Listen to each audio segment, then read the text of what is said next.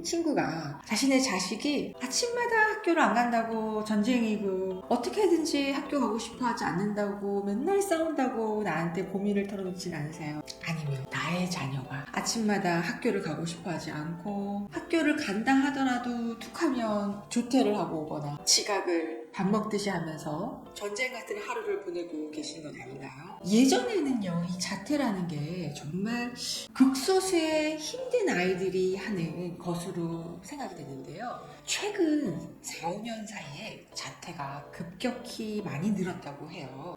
2024년 8월 말쯤에 교육부에서 통계 자료를 발표했는데요. 고등학생 중에서 약 2,519명 정도, 약 2%에 해당된다고 해요. 이 2%가 적은 것 같지만 이게 작년에 비해서도 0.1%가 늘은 숫자라고 해요.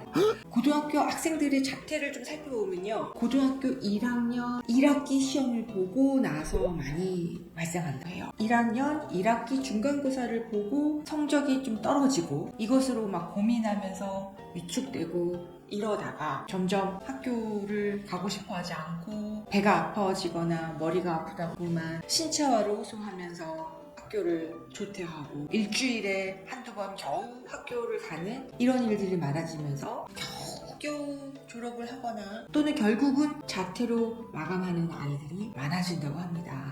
그러면 도대체 이 아이들은 왜 자퇴를 하려고 하는가? 첫 번째 원인은요, 자퇴 비율이 가장 많은 곳이 서울, 강남에 집중되어 있다. 특히 어떤 이런 외고나 과학고 이렇게 힘들게 들어갔는데 물론 마음의 준비는 하고 왔겠죠. 다 잘하는 아이들이 몰린 곳이기 때문에 그래도 각오는 했지만 마음속으로는 그래도 내가 하던 애인데 중간은 하겠지라고 생각을 했는데 막상 중간고사를 보니까 생각보다 너무 결과가 안 좋은 거예요. 이런 충격에서 헤어나오질 못하고 그래 뭐 실수한 거겠지 라고 고민을 하고 심란해지고 막 스트레스를 받고 막 더 열심히 하고 막 이러는데 기말고사까지 성적이 너무 안 좋아. 그때부터 암울해지고 초조해지고 불안해지고 내가 이렇게 해서 과연 이 내신으로 대학을 갈까 이런 고민을 하다가 엄마와 선생님과 상의 끝에 결국은 자퇴를 하는, 더 효율적으로 대학을 가기 위해서 이런 선택을 하는 학생도 있다고 해요. 심지어 내가 밑에서 깔리는 내신보다는 자퇴를 해서 기본적으로 검정고시를 보면 어떤 대학에서는 검정고시에 대한 어떤 내신을 3등급인가 4등급인가를 쳐주는 그런 학교도 있다고 하더라고요. 점을 받으면. 그렇기 때문에 내가 지금 이런 낮은 내신으로 대학에 가느니 지금 이렇게 검정고시를 선택해서 내신에 더 유리한 어떤 혜택을 받으려고 그런 선택을 한 학생들도 점점 많아지고 있다고 하기는 해요. 너무 안타까운 소식입니다. 네. 그렇게 해서 좀 더 좋은 대학을 들어갈 수 있다 손 치더라도 대학에 들어가서의 학교 생활은 어떨까요? 어쩌면 2, 3년 동안 친구들과의 상호작용을 안 하고 마음 한구석에는 나는 자퇴해서 검정고시를 한 아이야 라고 하는 어떤 이런 글들이 있잖아요. 그리고 그런 것들을 친구들 사이 대학에서 얘기를 하다가 어떻게 그런 얘기가 나올까 항상 두려워. 고등학교 동창 모임에도 소외되는 느낌. 이러면서 뭔가 스트레스나 내적 갈등, 동기들하고 같이 섞여서 이렇게 자연스럽게 즐거운 대학 학창 시절을 보내는 것은 상대적으로 좀 어렵지 않을까 생각을 좀 해요.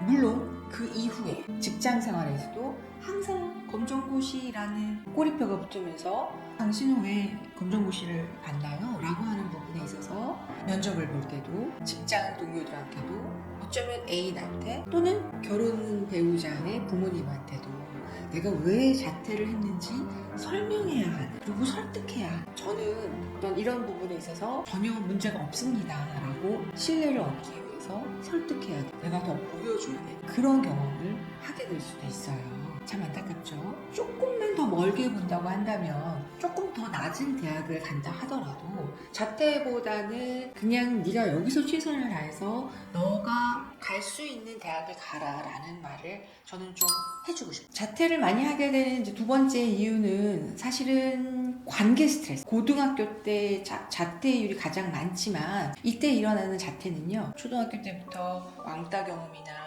은따 경험, 친구와의 관계에 있어서 약간 눈치 보고 위축되고 센 척하지만 밝은 척하지만 속으로는 항상 긴장되고 힘들어하는, 자신 없어하는 이런 측면이 쌓이고 쌓이다가 고등학교 때 성적까지 떨어지면서 상대적으로 어려운 교과목에 더 추가적인 스트레스를 받으면서 무너지는 경우에 자퇴를 하게 된다.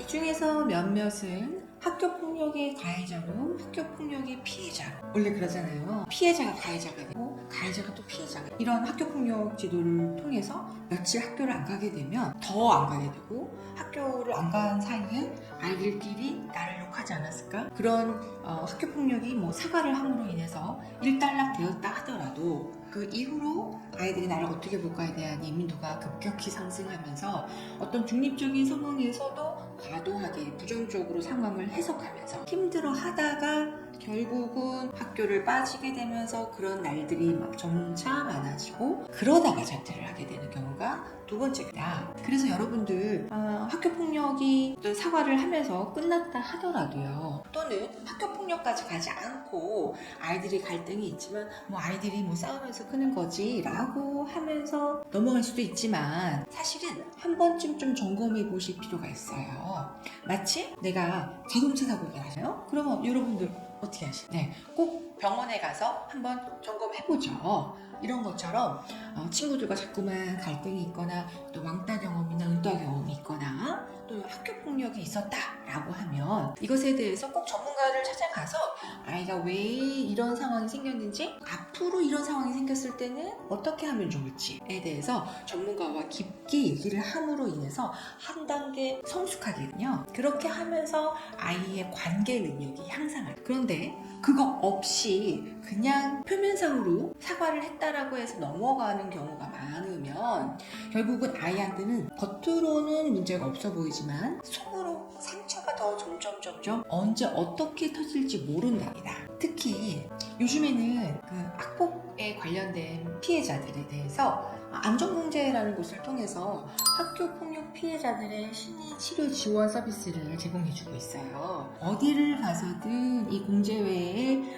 공식 인정이 되어 있는 기관에서는 상담을 받을 수 있고요. 그리고 그 상담 비용은 공제회에서 1차적으로 지원을 해주고, 공제회가 가해자한테 차후에 청구해서 받는 시스템으로 되어 있어요. 그렇기 때문에 여러분들 만약에 우리 아이가 피해자였다라고 한다면 꼭 점검을 한번 받아보시기를 권유드립니다. 이렇게 많은 아이들이 각자의 이유로 자퇴를 고민을 하다가 자퇴를 하게 되는데요. 자퇴 이후에는 그러면 어떻게 될까요? 물론 초기에는 그 해방감과 편안함, 그 자유로움에 너무 좋아했어요. 그래서 어떤 아이들은 SNS에 자기 자퇴 브이로그를 올리거나 인스타에 인증샷을 이렇게 또 축하해주는 친구들까지 함께 그 사진을 올리는 것도 제가 종종 봤어요. 근데 이게 얼마나 갈까요?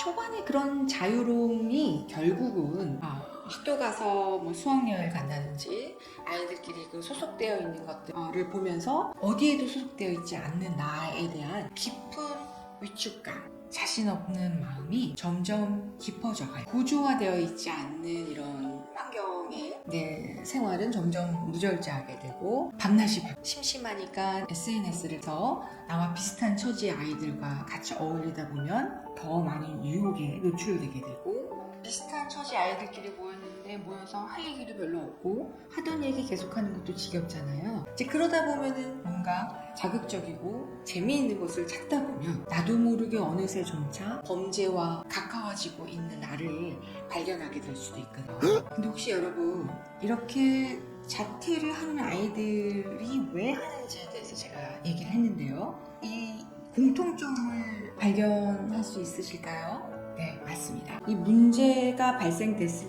때 이 문제를 해결하는 방식이 자퇴라는 거예요. 최근에는 자퇴하기 전에 숙려제도라는 걸 통해서 학교마다 다르지만 약 한 1에서 7주 정도 숙려기간 제도를 줘요. 이 기간 동안에 네가 뭔가 어려움이 있다고 하면 어떤 여러 가지 체험도 해보고 자퇴한 간접 경험도 해보고 이때 약물치료나 심리치료도 받으면서 너의 문제를 해결해봐라. 이런 시스템이요. 이제 그럼에도 불구하고 내가 이제 자퇴를 결정했다. 라고 하는 것을 특히 성인이 돼서 이거를 해석하는 거는 사람들마다 너무나 달라요. 이 많은 사람들을 내가 만날 때마다 이해시키고 설명하고 설득해야 또 불편함이 항상 있을. 그래서 여러분 혹여 이 자퇴를 고민하고 있거나 학교가 너무 가기 싫거나 혹시 또 숙려제도에 있는 분들이라면 꼭 혼자 고민하지 마시고 심리 전문가한테 찾아가서 내 이 문제에 대해서 내가 지금 왜 자퇴를 자꾸만 하려고 하는지에 대한 근본적인 원인을 찾아서 그 부분에 대해서 진지하게 도움을 받아보시는 것을 적극적으로 권유. 혹여라도 주변에 있는 지인이 비슷한 고민을 하고 있다면 꼭 이 영상을 공유. 그분들한테 좋은 선물까지 하겠습니다. 감사합니다. 행복의 기술은 여러분과 더 행복해지기 위한 채널입니다. 궁금한 것이나 나누고 싶은 이야기가 있으면 댓글로 남겨주시고 주변에 영상을 함께 나누고픈 분이 계시면 공유하셔서 다 같이 더 행복한 세상을 만들어갔으면 합니다. 구독과 좋아요는 영상을 제작하는 데 큰 힘이 됩니다.